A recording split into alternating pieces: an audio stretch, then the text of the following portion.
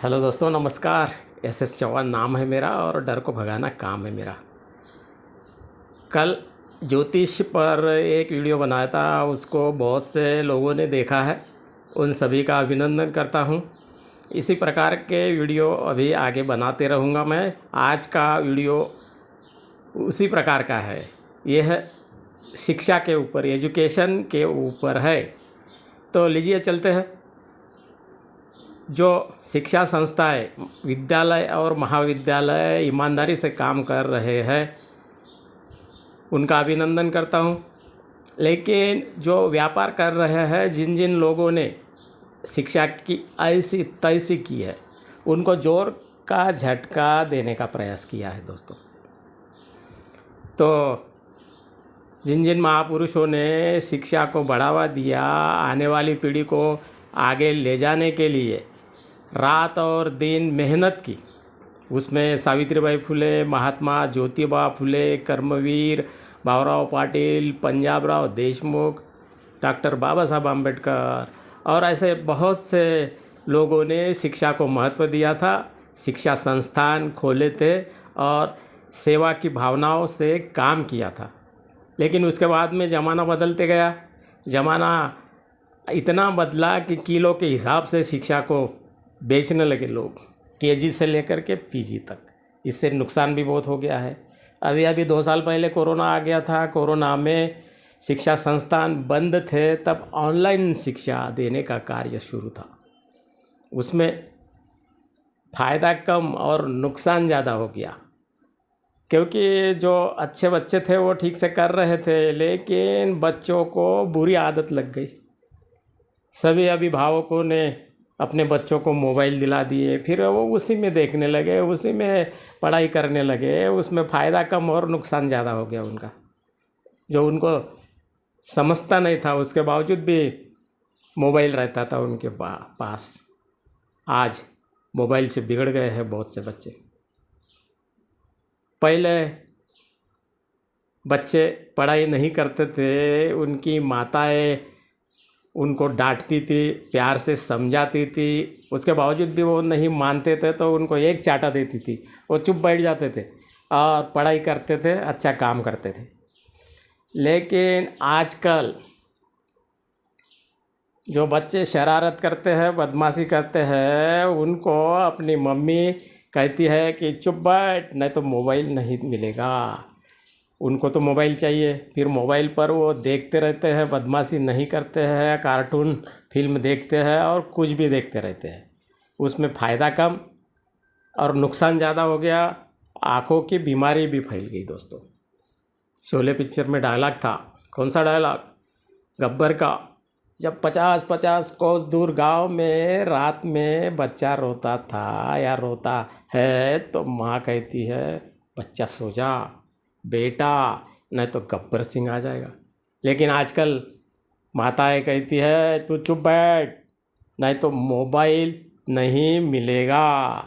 Mobile के आकर्षण से बच्चा चुप हो जाता है। मोबाइल देखते देखते देखते उसका टाइम पूरा बर्बाद हो जाता है। उसको खेलने के लिए समय नहीं मिलता है, पढ़ाई करने का भी कम समय मिलता है उसको। ये निजी स्कूल वाले जो है अपना प्रचार प्रसार धूमधाम से करते हैं, अखबारों के द्वारा करते हैं, हैंडबिल के द्वारा करते हैं, फ्लेक्स बड़े बड़े बैनर, उसमें फ़ोटो बच्चों को साहब के जैसे दिखाते हैं, अच्छे अच्छे कपड़े पहन के स्मार्ट बनाने के लिए। हर कोई अभिभावक, पेरेंट्स देखता है, उनको लगता है अरे वाह, मेरा बच्चा भी स्कूल में जाएगा, पढ़ाई करेगा तो ऐसा ही साहब बनेगा। फिर वो उसमें एडमिशन करा देते हैं। उनके स्कूल बाहर से डेंटिंग पेंटिंग फिनिशिंग पाउडर लाली टकाटक दिखाई देते हैं। अंदर जाने के बाद शुरू होता है असली नज़ारा, फिल्म शुरू होती है। शौचालय, बाथरूम, बाकी व्यवस्थाएं नाम मात्र रहती है। बदबू का बसेरा रहता है, लाइब्रेरी का ठिकाना नहीं। और बिग प्लेग्राउंड ऐसा कहा जाता है, बाहर लिखा हुआ, लेकिन अंदर छोटा सा ग्राउंड रहता है। स्वच्छता भी नहीं रहती है। ये नज़ारा रहता है। स्कूल में डालने के बाद में कपड़े वही दिलवाते हैं, किताबें, बुक, सब कुछ उन्हीं की दुकानदारी चलती है। शिक्षकों को यदि देखा जाए तो उनकी भी हालत दयनीय है। निजी स्कूलों के अध्यक्ष, पिताजी, सेक्रेटरी, बेटा, उसके बाद में शिक्षिका, बहू, चपरासी या बाकी काम करने वाले, उनके रिश्तेदारों के नाम मास्टर पर रहते हैं कभी कभी, लेकिन वो काम इनके घर पे करते हैं, इनके खेत में करते हैं, कभी कभी ही स्कूल में आते हैं। इनकी दुकानदारी इसी प्रकार से चल रही है शिक्षा के क्षेत्र में, इसलिए शिक्षा का सत्यानाश हो गया। अलग अलग जगह पर 12वीं की परीक्षा तो वहाँ पर तो नकल चलती है, सिर्फ एडमिशन उसी कारण से वहाँ पे लिया जाता है, नाम लिखा जाता है, फिर 12वीं की परीक्षा में उनको नकल के द्वारा पास कर लिया जाता है। बस शिक्षा की ऐसी तैसी। आगे बच्चे जाएंगे तो क्या करेंगे, वो तो नकल करके पास हो गए। इसलिए कभी कभी मैं कहता हूँ कि जिनको कम है अकल वो करते हैं नकल, क्या करें। अब शिक्षा क्षेत्रों के जो अध्यक्ष हैं उनके हफ्ता वसूली जैसे महीने की वसूली चलती रहती है। पेमेंट सरकार की तरफ से उनको, कर्मचारियों को, शिक्षकों को जो दी जाती है उसमें से कुछ प्रतिशत ये लेते हैं। फिर बीच में एक्स्ट्रा बेनिफिट संस्था के अध्यक्ष को कौन सा मिलता है, कोई अंतरी मंत्री आता है तो पैसा जमा करवाते हैं। इनका जो भी बर्थडे होता है उसके लिए पैसा, बाल बच्चों की शादी तो भी इनसे पैसा, किसी ने पैसा नहीं दिया कर्मचारी ने तो उनको परेशान किया जाता है। पहले ही निजी संस्थानों में शिक्षकों की तनख्वाह कम रहती है, 15,000, 20,000 बस इतनी, और 50, 60, 70 हज़ार का काम करवाते हैं। रात और दिन उनको बिज़ी रखते हैं, टेस्ट और टेस्ट, पेपर और पेपर, चेकिंग, ये काम करो, वो काम करो, पिकनिक पे बच्चों को ले जाओ, जल्दी आओ, बहुत सा काम उनको दिया जाता है। काम के बोझ के मारे शिक्षक परेशान और बच्चे भी परेशान। उनके जो बस्ते हैं, बैग्स है बच्चों की, बहुत बड़ी बड़ी रहती है, पीठ में दर्द होता है।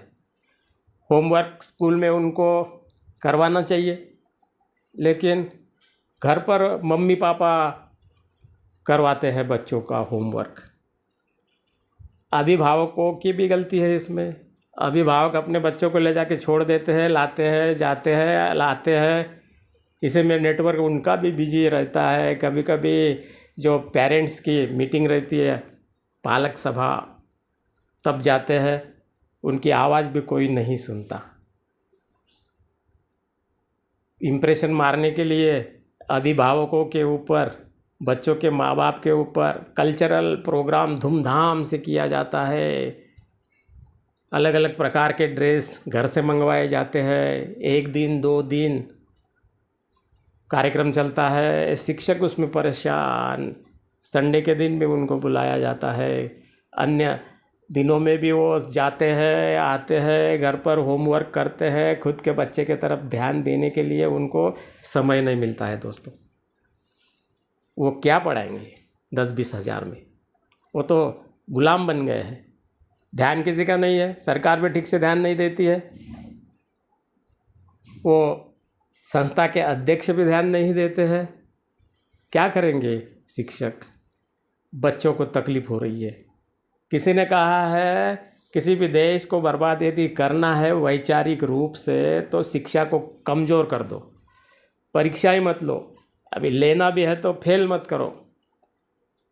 ऐसी स्थिति चल रही है। बच्चे पढ़ते नहीं है, उनके ऊपर पढ़ाई का कोई भी टेंशन नहीं है, बाद में नकल करके वो पास हो जाते हैं और क्या देश के अधिकारी बनेंगे। देश के अधिकारी तो ये अंगूठा छाप बन रहे हैं, जिनको अकल कम वोट ज़्यादा मिलते हैं, इसलिए झूठ पे झूठ बोलते रहते हैं। लोगों ने जागरूक नहीं होना चाहिए, बच्चों ने अच्छे से पढ़ना नहीं चाहिए। ये यदि पढ़ेंगे, जागरूक हो जाएंगे तो इनको वोट कौन देगा? इनके कार्यक्रमों में व्यवस्था कौन करेगा? चेयर कौन लगाएगा? जो कारपेट सतरंजी है कौन बिछाएगा? इन संस्था के अध्यक्षों को पूछिए, उनके बच्चे कहाँ पढ़ते हैं? अच्छे स्कूलों में पढ़ते हैं, विदेशों में पढ़ते हैं। गरीबों के बच्चे सरकारी स्कूलों में पढ़ते हैं। सरकारी स्कूलों में व्यवस्था बराबर नहीं है, क्लासरूम बराबर नहीं है, फर्नीचर भी नहीं है ठीक से, शौचालय तो ठीक से है ही नहीं।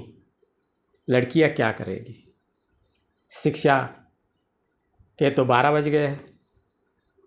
आने वाली पीढ़ी इससे सशक्त होगी क्या? नहीं हो सकती है दोस्तों। लेकिन शिक्षा के तरफ हमारा कोई ध्यान नहीं है। शिक्षा के तरफ इन्होंने ध्यान देना चाहिए, पालकों ने, शिक्षकों ने, शिक्षा मंत्रियों ने, सरकार ने। जब तक ईमानदारी से शिक्षा के तरफ ध्यान नहीं दिया तब तक देश बर्बाद हो रहा है। शिक्षा एक डिवोशन है, अध्यापन त्याग है। ऐसे ही शिक्षकों की भर्ती करनी चाहिए, लेकिन उनको बराबर तनख्वाह देनी चाहिए। 10-20 हज़ार में क्या करेंगे बेचारे? उनके ऊपर बहुत दबाव रहता है और पालकों का भी काम बड़ा है, उनकी जवाबदारी भी बड़ी है। उन्होंने भी बच्चों को ठीक से होमवर्क करवाना है। शिक्षक जो भी उनको पढ़ाते हैं, क्लास टीचर जो है, उनके नंबर लीजिए, फ़ोन नंबर लीजिए, उनके साथ में बातचीत कीजिए। हफ्ते में एक आध दिन बच्चों की कॉपी देखिए, माता पिता जो भी है उन्होंने। और बच्चे के साथ में उनका कनेक्शन चाहिए, टीचर्स के साथ भी कनेक्शन चाहिए, वार्तालाप करनी चाहिए। बच्चे में क्या कमी है उनको पूछना चाहिए, फ़ोन करना चाहिए उनके सुविधा के अनुसार। तब कई शिक्षा का स्तर सुधरेगा। सरकारी स्कूलों को पहले सुधारना चाहिए, क्योंकि गरीबों के बच्चे वहाँ पे पढ़ते हैं। जिनके पास में थोड़े बहुत पैसे हैं वो ऐसे निजी स्कूलों में पढ़ाते हैं। निजी स्कूल सभी अच्छे नहीं है, जो अच्छे होंगे उनका अभिनंदन करता हूँ, लेकिन ग्राउंड तो है ही नहीं बहुत से निजी स्कूलों में। खेलेंगे कहाँ पे? एडवर्टाइज में तो बहुत लिखा है, उसमें बहुत ताम झाम किया है, लेकिन वैसी स्थिति नहीं है। जवाबदार कौन है उसके लिए? अभिभावक तो ले जाके भेड़ बकरियों के समान अपने बच्चों को डाल देते हैं उसमें, कारखाने में। इधर से डाला, उधर से अधिकारी बन गया, डॉक्टर इंजीनियर बन गया, साइंटिस्ट बन गया। ऐसा होता है क्या? जो बच्चे मेमोरी में स्ट्रांग है वो कहीं पर भी पढ़ सकते हैं। ऐसे ही बच्चे कोचिंग क्लास में जाते हैं और बाद में वो बन जाते हैं। सभी कोचिंग क्लास वाले उनका प्रदर्शन करते हैं। वो कहते हैं कि हमारे कोचिंग क्लास में एक से बढ़ कर के एक डॉक्टर, इंजीनियर, वैज्ञानिक ये वो बन गए हैं। उनके वजह से नहीं बने हैं, वो सिर्फ उन्हीं का योगदान नहीं है। बहुत जगह पर दिशा भूल की जाती है। माता पिता का भी जो इसमें योगदान है, उन्होंने बच्चों को सिर्फ स्कूल में डालने के बाद चुपचाप नहीं होना चाहिए। 10वीं 12वीं के बाद में बच्चों को जो जमता है वही करवाना चाहिए। माँ बाप को, सभी को लगता है कि हमारे बच्चों ने अच्छा बनना चाहिए, लेकिन उसकी कैपेसिटी चाहिए ना। उसके बाद में उसको इलेक्ट्रिसिटी दीजिए, सप्लाई कीजिए बराबर। मैं डॉक्टर नहीं बना तो मेरे बच्चे को डॉक्टर बनाऊंगा। मैं इंजीनियर नहीं बनाना, इसको बनाऊंगा। अरे भाई, इंजीनियर वो बनने वाला है या डॉक्टर या कौन बनने वाला है, उसको तो पूछो पहले। उसको पूछिए कि तू कर सकता है कि नहीं कर सकता। उसको नहीं पूछते, और पूछ भी लिया तो वो डर के मारे सच नहीं बताता। फिर उसको कोटा राजस्थान में भेजते हैं कोचिंग क्लास के लिए, IIT के इसके लिए, पुणे में, नागपुर में, नांदेड़, लातूर, ऐसे फेमस जगह पर भेजते हैं। बच्चों को वो जमता नहीं है। बहुत से बच्चे डिप्रेशन में चले जाते हैं, आत्महत्या करते हैं। ये भी अंदर की बात है। इसलिए हमने बच्चों के तरफ ईमानदारी से ध्यान देना चाहिए। बच्चे ही हमारी संपत्ति है। शिक्षा को कमज़ोर करने के बाद में आने वाली पीढ़ी कमज़ोर बनेगी, वो हमें माफ़ नहीं कर सकती है। जो शिक्षा को सुधारेगा वही देश को आगे बढ़ाएगा। एक दिल्ली का उदाहरण मैं देना चाहूँगा अंत में आपको। अरविंद केजरीवाल, मनीष सिसोदिया जी ने शिक्षा के क्षेत्र में दिल्ली में अच्छा काम किया है, सरकारी स्कूलों को चमका दिया है, और ऐसी शिक्षा पूरे भारत में लागू करना चाहिए। क्या हर्ज है? वो किसी भी पार्टी के रहो, लेकिन काम अच्छा किया है, ऐसा इन्होंने करना चाहिए। जो कारखाने के मालिक है, संस्था के अध्यक्ष, शिक्षा विभाग, अभिभावक, इन सभी ने मिलकर के इस पर चिंतन करना चाहिए, दबाव डालना चाहिए शिक्षा क्षेत्र पर। तब देश का भविष्य उज्जवल होगा, नहीं तो कोई मतलब नहीं है। शिक्षा की ऐसी तैसी इन लोगों ने ऑलरेडी कर दी है। अब जागरूक होने की आवश्यकता है, आपके बच्चों को संभालने की आवश्यकता है, आगे बढ़ाने की आवश्यकता है दोस्तों। तब अच्छा देश बनेगा। विश्व की 200 यूनिवर्सिटी में भारत की कितनी है वो भी देखो। बाकी देश शिक्षा पर कितना खर्चा करते हैं, हम कितना करते हैं। अच्छे स्कूल बनाना चाहिए, सब कुछ अच्छा अच्छा करना चाहिए, तब बच्चे हमारे आगे बढ़ेंगे। ज़बरदस्ती से कोई आगे नहीं बढ़ सकता है दोस्तों। इसलिए मैं अंत में यही कहना चाहूँगा कि जो शिक्षा की ऐसी तैसी करते हैं उनको रोकिए, तब हमारे देश का सर्वांगीण विकास होगा।